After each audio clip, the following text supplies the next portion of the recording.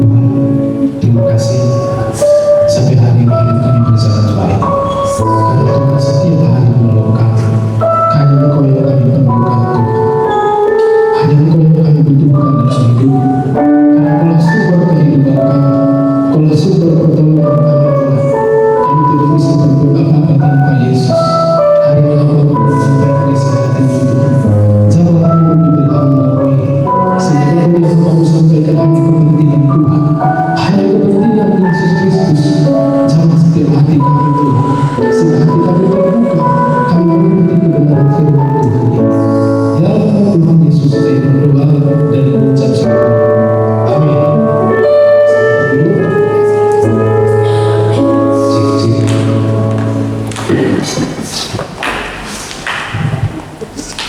Shalom bagi kita semua. Tuhan, kita kembali beribadah semua karena anugerah Tuhan. Ada satu cerita, satu kisah yang sangat hebat dan luar biasa. Cerita yang dialami oleh seorang pemuda, anak muda yang berkaitan dengan hubungannya dengan Tuhan. Ada seorang anak muda yang sangat mengasihi Tuhan. Berhari-hari dia mencari Tuhan. Dia hidup baik. Dia tidak melakukan hal yang jahat di mata Tuhan. Dia cari Tuhan. Dia hidup dalam doa.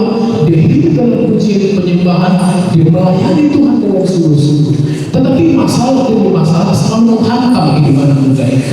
Dia dihina, dia difitnah, dia dicaci maki oleh orang lain.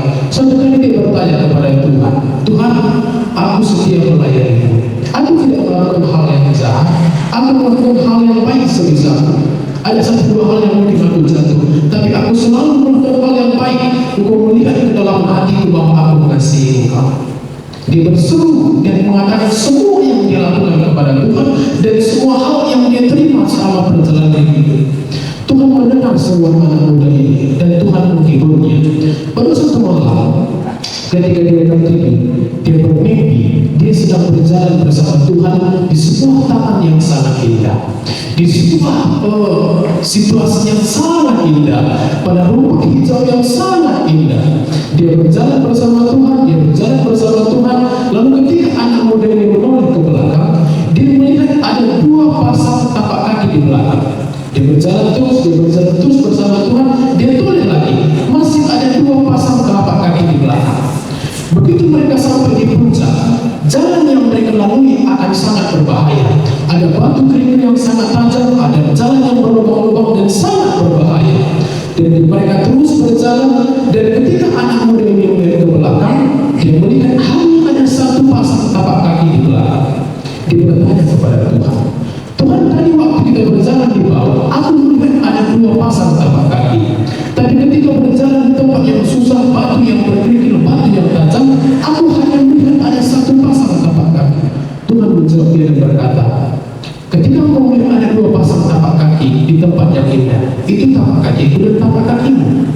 Ketika kita berjalan di tempat yang berbumi, di tempat yang susah, di tempat yang berlubang, di tempat yang berbahaya bagi hidupmu, engkau hanya melihat satu pasang tapak kaki. Itulah tapak kakiku, kata Tuhan. Dia bertanya, di mana tapak kakiku? Aku menggendongmu, kata Tuhan. Bukankah Alkitab mengatakan Tuhan menggendong orang-orang yang berharap kepadanya? Tapi seringkali kita melihat kepada kekurangan, kita melihat kepada situasi yang buruk. Tapi dari perspektif Tuhan, setiap hari Tuhan menggendong hidup kita. Kita jalani hidup kita sampai hari ini. Bukankah firman Tuhan sudah mengatakan, sampai masa tuamu pun aku selalu menggendongmu. Saya ingin mengatakan seperti ini. Tidak ada hal yang sia-sia, tidak ada hal yang rugi kalau kita mencari Tuhan. Tidak ada hal yang rugi kalau kita hidup dalam doa. Tidak ada hal yang rugi kalau kita baca firman setiap hari. Mungkin masalah selalu ada, tapi kita bisa lewati itu. Masalah selalu ada, tapi Tuhan bersama kita. Tuhan mengatakan apa? Aku menggendongmu sehingga kau tidak perlu mengalami susah. Ubah pikiranmu, ubah hatimu. Aku yang ada bersamamu, kata Tuhan. Tapi kita selalu melihat kepada hal-hal yang susah. Kita selalu fokus kepada tantangan hidup. Hari ini saya mau bicara tentang hubungan yang intim dengan Kristus. Saya kira dari masa muda kita perlu pahami kebenaran firman ini. Kenapa? Karena di masa akhir kita mengatakan apa? Pada zaman akhir akan datang kesukaran-kesukaran dalam kitab Timotius. Kalau teman-teman baca kesukaran itu tidak ada berbicara soal masalah ekonomi. Tuhan tidak mengatakan kesulitan-kesulitan itu kamu akan mengalami kesulitan ekonomi yang susah, uang susah dicari, pekerjaan tidak ada ayat yang berbicara soal itu. Ayat itu mengatakan apa? Orang akan membangkang, orang akan sombong, orang akan tidak lagi beribadah, orang akan jahat. Semua ayat itu berbicara tentang moralitas yang rusak. Semua ayat itu membahas tentang karakter yang semakin memburuk. Itu yang dimaksud Alkitab dengan keadaan-keadaan yang sulit pada akhir zaman. Lihatlah orang-orang di luar sana, anak muda. Apakah mereka masih beretika sesuai dengan firman Tuhan? Apakah mereka masih hidup sesuai dengan karakter-karakter yang diajarkan oleh Kristus? Hal itu semua berkaitan dengan hubungan mereka pribadi dengan Tuhan. Bayangkan kalau kita hidup dalam doa setiap hari, kita baca firman setiap hari, lalu muncul perkataan-perkataan kotor dalam hidup kita. Mungkinkah hidup kita masih damai sejahtera? Tidak mungkin. Maka dari muda dari sekarang kita harus tahu betapa pentingnya hidup intim dengan Kristus. Mari kita buka kita dalam Yohanes 15 ayat yang kelima. Yohanes 15 ayat yang kelima, satu ayat saja. Ada 3 hal berharga yang akan kita gali mengapa kita harus intim dengan Yesus Kristus. Yohanes 15 ayat 5 berkata seperti ini, Akulah pokok anggur dan kamulah ranting-rantingnya. Barang siapa tinggal di dalam aku dan aku tinggal di dalam dia, ia berbuah banyak. Sebab di luar aku, kamu tidak bisa berbuat apa-apa. Hari ini saya mau bicara tentang 3 hal berharga mengapa kita harus intim dengan Yesus Kristus. Berkali-kali Yesus mengatakan bahwa Yesus membuat banyak sekali analogi untuk menunjukkan bahwa kita memiliki hubungan yang erat dengan Tuhan. Tuhan mengatakan aku gembala dan engkau domba-dombanya. Tuhan mengatakan aku pondasi dan engkau bangunannya. Dan hari ini Yohanes mengatakan siapakah Yesus dan siapakah kita. Yohanes mengatakan Yesus adalah pokok dan kita adalah ranting-rantingnya. Berarti antara pokok dan ranting tidak bisa dipisah. Begitu ranting berpisah dengan pokok, dia tidak ada artinya. Dia akan mati, dia akan kering, dan dia akan dilemparkan dan dibakar ke dalam api berapian. Berarti ranting dan pokok harus bersatu. Berarti antara kita dan Yesus harus bersatu. Mengapa kita harus bersatu? Mengapa kita harus intim dengan Yesus? Yang pertama, karena Yesus adalah sumber kehidupan. Karena Yesus adalah sumber kehidupan. Dikatakan ayat 5, Akulah pokok anggur dan kamu ranting-rantingnya. Akulah pokok anggur, bukan mereka pokok anggur. Aku pokok anggur, bukan kita pokok anggur. Aku satu-satunya pokok anggur yang benar adalah Yesus. Barang siapa merasa dirinya ranting, barang siapa merasa dirinya jalan tapi tidak melekat kepada pokok, dia akan kering. Karena hanya Yesuslah satu-satunya pokok yang benar. Di ayat 1 mengatakan begitu. Berarti kalau kita hidup dalam intim dengan Yesus Kristus, itu akan memberi kehidupan. Akulah pokok. Ranting akan bisa segar, ranting akan bisa tumbuh dengan subur, ranting akan berbuah kalau dia melekat pada pokok. Berarti mengapa kita harus intim dengan Yesus Kristus? Karena Yesus adalah sumber kehidupan. Kehidupan berbicara tentang 2 hal. Kehidupan hidup dan kehidupan kekal. Kehidupan kekal jelas Yesuslah satu-satunya jalan kebenaran dan hidup. Dialah satu-satunya jalan kehidupan. Dan dia juga memberikan jaminan kepada kita hidup di bumi ini. Berbagai macam persoalan, berbagai macam tantangan yang kita hadapi. Tapi kalau kita melekat kepada pokok, kita bisa melewati itu semua. Saya ingin mengajak kita kembali mengingat kisah murid-murid ketika bersama dengan Yesus. Suatu kali mereka ingin bertolak melewati sebuah danau yang besar. Alkitab mencatat beberapa mil, hanya beberapa waktu ketika mereka bertolak dari darat ke dalam, maka muncullah gelombang yang besar. Maka semua murid-murid menjadi takut, semua murid-murid menjadi khawatir karena gelombang akan menghilangkan nyawa mereka. Mereka khawatir kepada gelombang, mereka takut kepada gelombang. Tapi lihat Alkitab mencatat apa ayat selanjutnya. Mereka melihat guru mereka berdiri di atas gelombang itu. Apa artinya itu? Bukankah Alkitab sudah mengatakan, hei murid-murid, gelombang yang kau takutkan itu, gelombang yang kau khawatirkan itu, lihatlah Yesus berdiri di atas gelombang itu. Yesus berdiri di atas gelombang itu. Kita mungkin punya banyak gelombang dalam hidup, kita punya banyak persoalan dalam hidup ini, tapi Yesus berdiri di atas gelombang itu. Yesus berdiri di atas persoalan kita itu. Mengapa kita bisa berbahagia? Mengapa kita bisa bersyukur di tengah-tengah persoalan? Karena kita punya Yesus. Yesus berdiri di atas gelombang kehidupan kita. Mungkin gelombang kehidupan kita adalah cacian orang lain. Mungkin gelombang kehidupan kita adalah hinaan orang lain. Mungkin gelombang hidup kita adalah pekerjaan. Mungkin gelombang hidup kita adalah apapun, segala sesuatu yang membuat kita itu susah.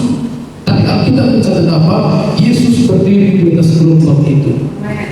Kita harus temukan alasan yang kuat mengapa kita harus intim dengan melakukan perjalanan hidup kita, terlalu banyak yang Tuhan kerjakan yang harusnya kita melekat dengan Tuhan. Tuhan itu jauh lebih dulu berinisiatif supaya kita dekat dengan Dia. Alkitab mengatakan itu. Hubungan yang intim itu jauh lebih dulu dipikirkan oleh Tuhan daripada kita memikirkannya. Ketika Sakeus menunggu Yesus berjalan di dalam jalan yang raya, ketika orang berbondong-bondong mengikuti Yesus, lihat situasi itu. Apa yang dikatakan Yesus? Sakeus, turunlah, aku hendak menumpang di rumahmu.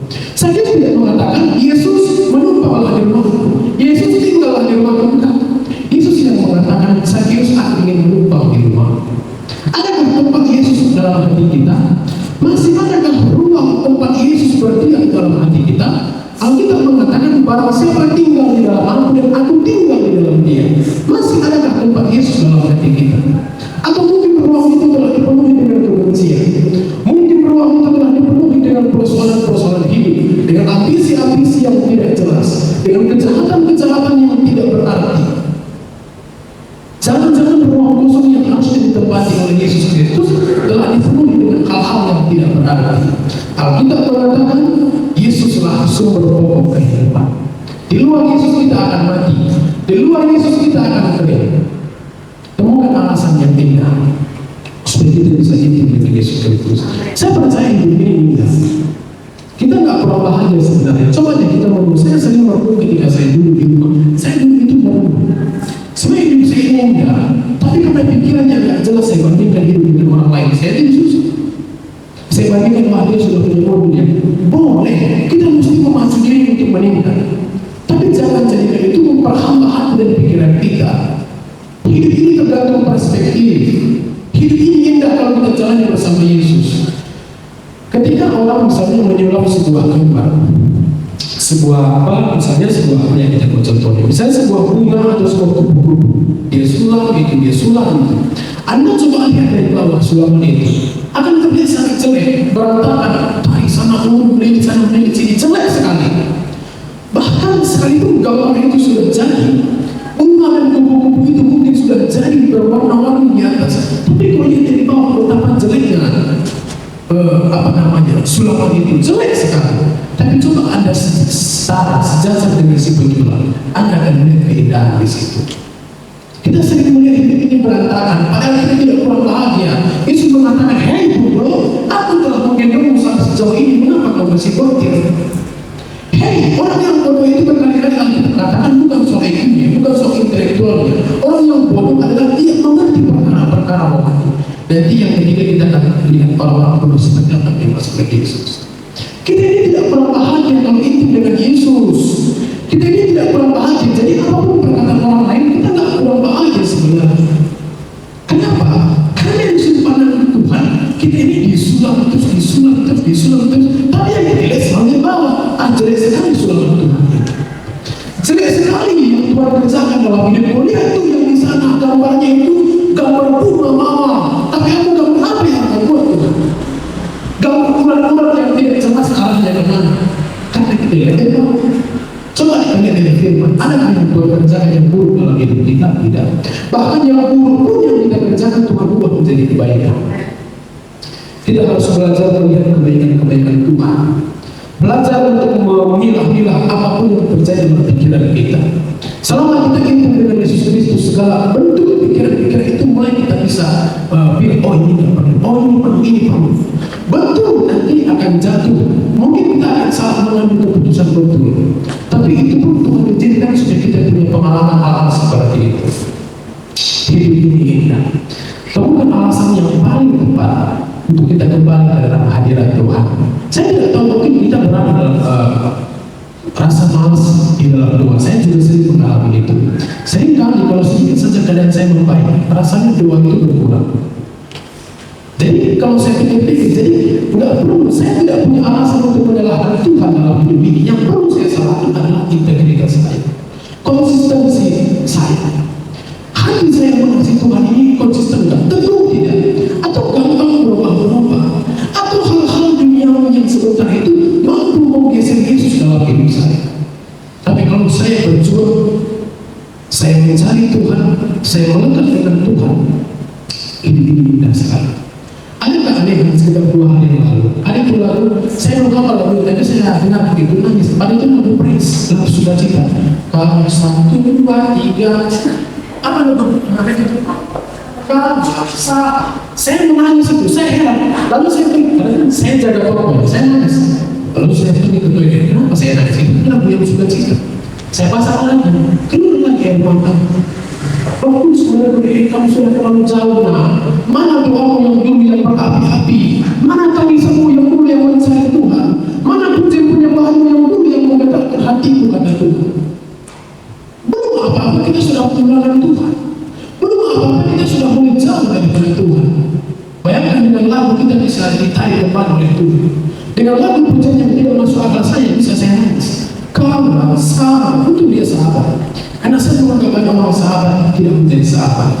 Saya menganggap orang yang harusnya menolong saya tidak menolong saya. Tapi hanya Yesus yang selalu menolong saya. Dia yang selalu memberikan kekuatan. Kalau saya jatuh, siapa yang menolong saya? Hanya Tuhan. Mungkin dengan cara-cara yang lain. Saya tidak pernah cerita dengan siapapun persoalan hidup. Tapi saya cerita kepada Yesus dulu. Tapi belakangan enggak. Karena saya sudah merasa udah kayak begitu begitu. Saya salah. Yesus asuh kehidupan kita. Kehidupan kekal, kehidupan di bumi itu dijaga oleh Tuhan. Karena kita harus hidup dekat dengan Tuhan. Di luar Yesus kita tidak akan menerima damai sejahtera. Kalau kita berada dalam Yesus, yakinlah sedikit demi sedikit pikiran jahat, karakter yang tidak beres itu akan dipoles oleh Tuhan. Dipoles lagi oleh Tuhan. Begitu kita keluar dari hubungan kita dengan Tuhan, pakai cara apapun Tuhan akan tarik kembali. Pakai cara apapun Tuhan akan tarik kembali. Bayangkan dengan lagu yang tidak sehat, itu kan dinyanyikan ke air ke waktu di gereja. Saya baru tahu lagu itu. Saya pasang, saya nangis, saya pergi ke toilet. Kenapa saya? Kenapa mesti dengar lagu itu saya nangis? Mestinya lagu-lagunya pengaruh musiknya itu membangun psikologi yang yang sedih. Ini enggak. Tuhan bisa memakai banyak cara untuk menarik kita kembali. Yang kedua, mengapa kita harus hidup dengan Yesus? Karena kita harus berbuah. Ayat ini mengatakan apa? Barang siapa tinggal di dalam aku dan aku di dalam dia, dia harus berbuah banyak. Berarti kita harus berbuah. Mengapa kita harus hidup dengan Yesus Kristus? Yang pertama tadi karena dia sumber kehidupan. Yang kedua karena kita harus berbuah. Berbuah itu adalah tujuan hidup. Berbuah itu adalah tujuan hidup yang harus dicapai. Sama seperti makan minum itu adalah kebutuhan pokok yang harus dicari. Demikianlah kita harus berbuah, harus kita nyatakan, harus kita cari. Orang percaya harus berbuah. Di sepanjang Alkitab ada dua buah yang dimaksud. Ada dua aspek yang dibahas dalam Alkitab yang bicara tentang buah. Yang pertama, buah pertobatan atau buah pengudusan.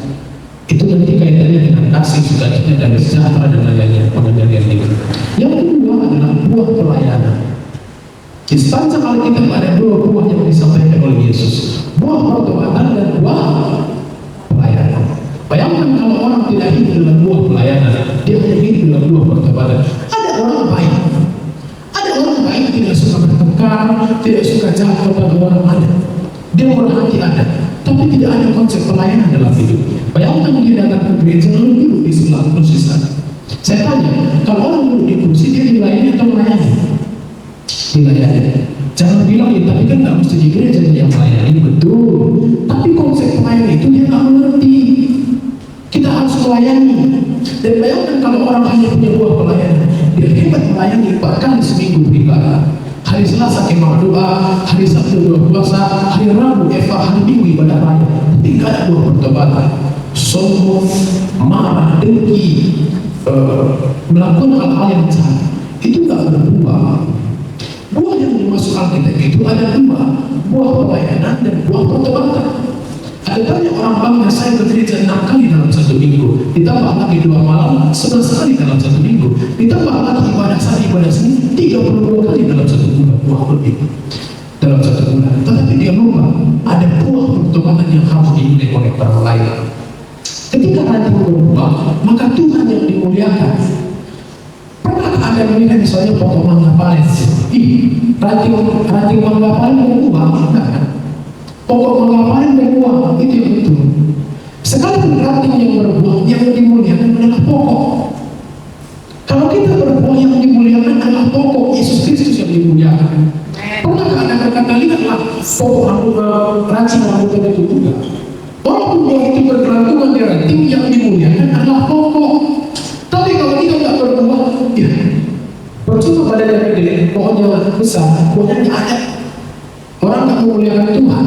Tapi kalau kita berbuah, orang mengatakan luar biasa pokok ini. Makanya Alkitab mengatakan ayat 8, kalau kamu berbuah, Tuhan akan dimuliakan. Yang ketiga, yang terakhir, nah ini tidak lama, yang terakhir, mengapa kita harus hidup dengan Yesus Kristus? Karena di luar Yesus hidup tidak berarti.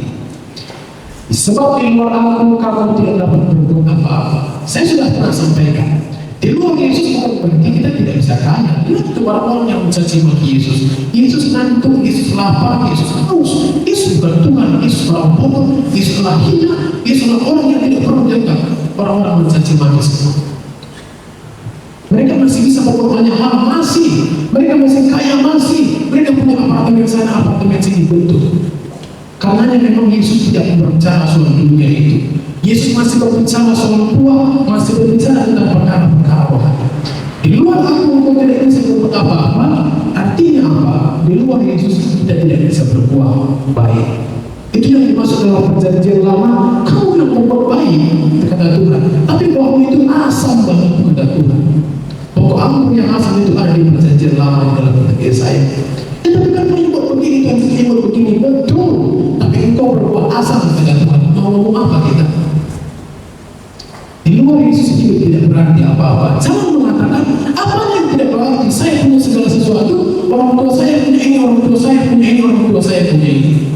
Di luar Yesus itu tidak berarti, kata Alkitab. Ingat Raja Herodes. Siapakah dia? Seorang raja, seorang penguasa, seorang yang punya materai. Kalau dia bilang A, A yang terjadi. Kalau dia bilang B, B yang terjadi. Dan inilah ketika Herodes melawan Yesus, Alkitab mencatat apa? Maka malaikat menampar wajah Herodes. Dan dia matikan nama, dan dia mati dimakan cacing-cacing. Ini luar biasa Alkitab. Dan dia mati dimakan cacing-cacing. Kalau tadi Herodes mati karena berperang, masih terhormat dia. Kalau Herodes mati karena mempertahankan negaranya, terhormat dia. Kalau Herodes mati karena mempertahankan wilayahnya, terhormat dia. Tapi kalau mati karena dimakan cacing-cacing, di mana? Di manakah terhormatnya seorang raja yang di dunia? Alkitab ingin memberitahu kita, Herodes engkau boleh kaya, Herodes engkau boleh berkuasa, Herodes engkau boleh punya segala sesuatu yang berkuasa. Dan ketika engkau di luar aku, cacing pun tidak bisa kau taklukkan. Cacing pun bisa memakanmu, kata firman Tuhan. Mengerti nggak kita ini? Jadi banyak orang sombong dalam dirinya, lupa baca kitab Lukas. Herodes tidak bisa menaklukkan cacing. Dia bisa melakukan berbagai banyak prajurit, tapi cacing pun tidak bisa dia taklukkan ketika dia melawan Tuhan, ketika dia di luar Tuhan. Jangan bilang lagi, tapi kan saya punya rumah yang luar biasa. Saya punya itu, saat itu 100 hektar tambah 5 hektar lagi tahun depan. Betul, tapi di luar Yesus itu pun tidak berarti. Dan itu sudah dijawab oleh Alkitab. Lihat Lukas pasal 12, ini saya tunjukkan lagi. Lukas pasal 12 satu kali orang kaya berkata seperti ini. Hai jiwaku, tenanglah, karena kita punya segala sesuatu. Alkitab menjawab apa? Hei orang bodoh, menjawab.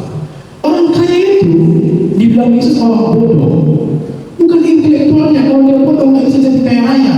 Kalau dia otaknya nggak jalan nggak bisa kaya raya. Kalau otaknya nggak kreatif nggak bisa kaya raya. Dia mesti punya otak yang kreatif. Tapi dia merasa kekayaan itulah kebanggaannya. Yesus mengatakan, hei orang bodoh, kekayaan hidupmu bukan tergantung kepada kekayaanmu. Lihatlah matahari sebentar terbenam, begitu kau akan mati dalam kekayaanmu. Di luar Yesus itu tidak berarti. Boleh nggak kaya? Saya ingin anak. Saya ingin kaya raya. Kenapa? Kan itu nggak salah. Tetapi kalau kita menjadikan kaya raya itu sebagai fondasi hidup kita, itu salah. Yesuslah satu-satunya fondasi hidup. Di luar Yesus, hidup kita tidak berarti. Saya berharap boleh pengalaman hidup. Saya yakin yang saya alami banyak dialami oleh anak muda yang lain. Kalau kita boleh di luar daripada yang seharusnya Tuhan kehendaki, kita sudah tidak lagi berdoa, ayo balik doa. Kalau kita sudah lagi tidak baca firman, ayo baca firman. Jangan puas dengan apa yang sudah kita dan apa yang belum ada apa-apanya. Begitu nanti Tuhan tidak lagi bersama dengan kita untuk hancur lagi. Hancurnya hidup itu kan berawal dari meninggalkan Tuhan, bukan dari berawal dari bisnis yang gagal. Enggak, berawal dari meninggalkan Tuhan. Kalau ada bisnis yang gagal, Tuhan bisa kasih 10 bisnis dari barat, selatan, dan utara. Terlalu mudah bagi Tuhan. Tapi kalau kita meninggalkan Tuhan, mau datang dari utara, selatan, barat, daya, hancur semuanya, tidak ada artinya. Mari kita ikut Tuhan, bereskan karakter kita, bereskan hati kita, kembali kepada Tuhan. Doa, pujian, penyembahan itu yang paling penting. Karena kita menghadapi orang-orang yang sekitar kita itu. Orang-orang yang sekitar kita itu yang tidak sesuai dengan keinginan kita. Yang paling terakhir, ini serius yang terakhir. Ada satu buku yang saya baca itu bagus sekali. Buku tentang antropologi. Membahas tentang eksistensi manusia. Bukan hanya eksistensi manusia yang dibahas, tapi juga bicara tentang psikologi, jiwa, karakter, dan kepentingan manusia. Saya ini punya kepentingan pribadi. Kalau misalnya kepentingan saya tidak berkaitan dengan Bang Putra, saya tidak peduli dengan Bang Putra. Kalau kepentingan saya tidak berkaitan dengan Iskandar, saya tidak peduli dengan dia. Itu konsep kemanusiaan. Kalau dia tidak menghargai saya, sulit saya menghargai dia. Itu kecenderungan manusia. Bayangkan buku yang bukan buku rohani, tapi bisa menelaah semua keberadaan tentang manusia. Dari cara orang berbicara, kita bisa melihat orang ini tidak suka dengan kita. Dari cara dia menyapa, kita tahu orang ini sedang basa-basi. Dari cara orang menatap kita, tahu mata ini mata kasih atau mata yang menangis. Tahu. Itu yang kita hadapi. Tapi kalau kita respon dengan salah, berarti enggak. Jadi itu yang kadang-kadang juga saya mari, sudah tahu teorinya, praktiknya yang susah. Kalau orang ini seperti ini, mestinya saya sudah tahu cara mengatasinya. Tapi kadang-kadang egoisan itu tinggi. Nah, belajar berbuat, belajar menerapkan segala sesuatu yang Tuhan pelajarkan. Kadang-kadang Tuhan ajar kita. Saya baca artikel muncul itu, artikel yang bagus sekali. Nempel di kepala, berarti itu yang susah. Tapi kalau kita belajar hari ke hari, kita akan bisa mengalami. Oh, ternyata bisa. Tuhan sudah beritahu loh itu kemarin bahwa akan orang seperti ini, ada orang seperti ini. Mengapa aku kalah? Jadi perlu kehidupan dengan Tuhan dalam segala aspek. Tuhan bisa ajar kita ini loh. Makanya firman Tuhan mengatakan hikmat ada di mana-mana. Di jalan ada hikmat, di atas rumah ada hikmat, di luar sana ada hikmat. Kata Tuhan, kalau kita peka, kepekaan itu muncul daripada hubungan dan hidup dengan Tuhan. Katakanlah kalau ada di tempat kerja, di tempat yang dimanapun, saya berada di tempat yang jauh besar. Saya tahu tetangga mana yang pernah baik. Wah, saya itu sudah jadi para orang, bukan. Saya tahu mana orang-orang yang menyapa kita itu hanya sekedar basa-basi. Tapi Tuhan mengajar tidak demikian. Buahmu itu harus berdasarkan kasih. Buahmu itu harus berdasarkan kemurahan hati. Belajar memahami perasaan orang lain, begini. Sehingga semakin hari kita akan semakin baik. Jadi 3 hal utama mengapa kita harus hidup dengan Yesus, karena Yesus itu sumber kehidupan kita. Yang kedua, karena kita harus berbuah. Yang ketiga, karena di luar Yesus kita tidak bisa berbuat apa-apa. Di luar Yesus kita tidak berarti. Ketampanan Kristen tidak berarti di luar Yesus. Kecantikan ini tidak berarti di luar Yesus. Ketampanan kawasan yang luar biasa ini tidak berarti tanpa Yesus. Bayangkan kalau kita tampak cantik dan pintar, lalu rohani lagi luar biasa. Haleluya, kita bisa di dalam Tuhan. Terima kasih Tuhan. Kami telah mendengarkan firman yang sederhana. Kami berharap firman ini bisa mengubahkan hati kami dan membentuk kerohanian kami.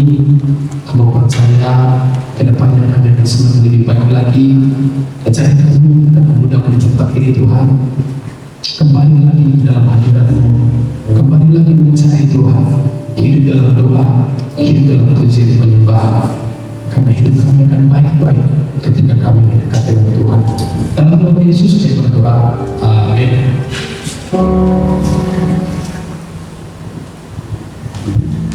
Sebentar kita akan memberikan persembahan kita. Saya undang yang membawa persembahan.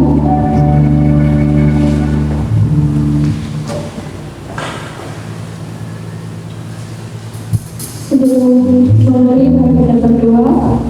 Terima kasih. Bapak dan Tuhan, sebenarnya kami panggilkan persembahan kami harus datang untuk memberi, kami harus terpisah dalam perjalanan kami.